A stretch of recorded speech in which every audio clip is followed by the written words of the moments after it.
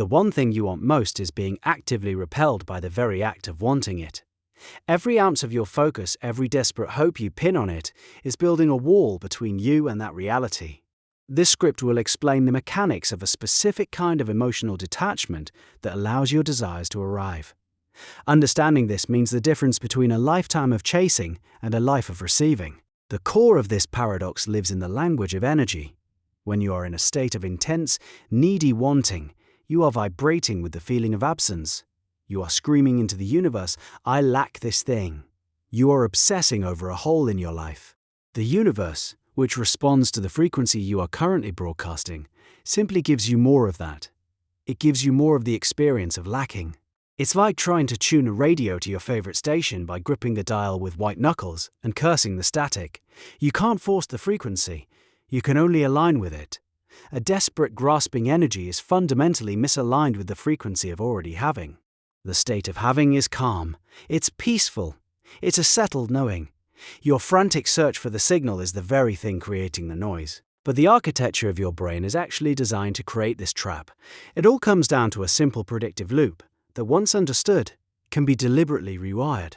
That loop is driven by your survival brain. Its primary job is to scan the environment for problems, for gaps between where you are and where you need to be to feel safe.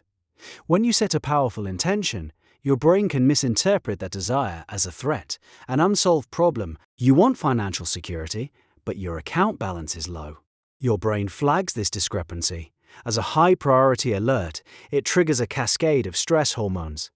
That's the low hum of cortisol in your bloodstream, the feeling of being perpetually late for an appointment that was never even scheduled. This state is especially amplified when you attach a rigid timeline to your desire. I need to meet someone by my birthday. I have to get this promotion in the next 6 months. Suddenly, the calendar becomes an enemy. Every day that passes without the result feels like a failure. Your focus narrows. Your peripheral vision, both literal and metaphorical, shuts down. You become a hunter, but you're hunting for evidence of failure. You scan every interaction, every email, every event for proof that it isn't working. This creates a state of chronic, low-grade panic. This is the energy of constriction. It's a closed fist. And a closed fist can't receive anything. This obsession with the when is only half of the prison you build for yourself. The other half is even more subtle and far more restrictive. It's the obsession with how. You've constructed a beautiful, detailed movie in your mind of exactly how your desire must unfold. The dream job must come from a specific company, following an interview with a specific person. The loving partner must have a certain look, a certain profession, and you must meet them at a friend's party on a Saturday night. Any deviation from this script is seen as a failure. You've written a story with only one possible ending and only one possible path to get there. The problem is, you're trying to navigate an infinitely complex reality with a map that has only one road drawn on it. You are blind to the 1,000 other pathways that are opening up all around you. You might be so focused on getting a promotion at your current company that you ignore the recruiter's message on LinkedIn about a better opportunity elsewhere. You might be so fixated on a specific type that you walk right past the person who could make you truly happy. This is where many people get confused. They believe having a clear vision is essential. And they're right. A clear vision of the end state, of the feeling you want to embody, is the target. The vision is the destination. The path to get there is the universe's job. Its resources and creativity are infinitely greater than yours. By dictating the how, you are telling a master chef exactly how to cook, which spices to use, and in what order. You're limiting the outcome to the tiny scope of what your conscious mind can imagine. The real work is about learning to place your order and then letting the chef cook. This is the art of allowing. Imagine you are a gardener. Your desire is a seed. You have a very clear intention for what you want to grow, a strong, healthy tomato plant. The act of clarifying your desire is like choosing the perfect seed. Planting it in good soil is the next step. You give it water and make sure it has sunlight. Now, what happens if you dig up the seed every morning to see if it has sprouted? What happens if you get angry at the seed for following its own natural timeline? You destroy it. Your anxiety, your impatience, your need to control the process kills the very thing you want to cultivate. Emotional detachment is the wisdom of the gardener. You plant the seed with clear intention. You tend the soil, which is your own emotional and energetic state. You pull the weeds of doubt and fear.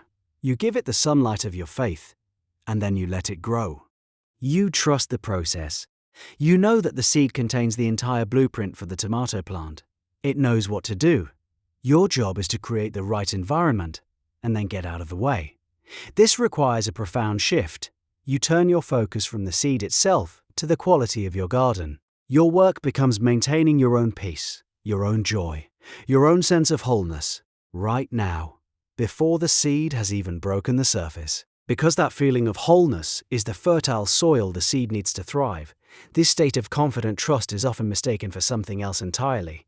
People hear detachment and think it means apathy, giving up, deciding you don't want the thing anymore.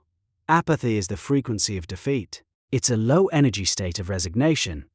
Active detachment is the opposite. It's a high-energy state of absolute trust. It's a vibrant, peaceful knowing that what you have asked for is on its way. It's the feeling you have after you've ordered a package from a reliable company. You don't worry if the workers are building your item. You don't stress about the truck driver finding your house. You place the order. You know it's coming. You might check the tracking once in a while out of curiosity. But your happiness for the day isn't dependent on the package arriving by 3 o'clock. You go about your life with a quiet hum of positive expectation.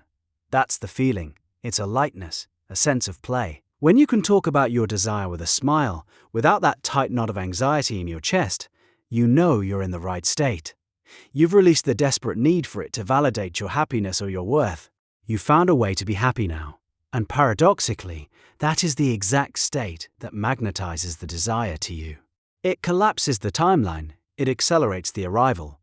This happens through a very real, very tangible mechanism. When you release the how and the when, you become fully present. Your awareness expands. You're no longer staring at a single point on the horizon. You're taking in the whole landscape. You're now available for the conversation with the stranger in line for coffee, the one who happens to be hiring for a position you never knew existed. You see the flyer on the bulletin board you've walked past 100 times. You accept the invitation to the party you were going to skip, and that's where you meet your future business partner. The universe was always leaving you clues, sending you opportunities. You were just too busy checking your watch and consulting your flawed map. This state of open awareness is what people call synchronicity. It's the experience of being in the right place at the right time.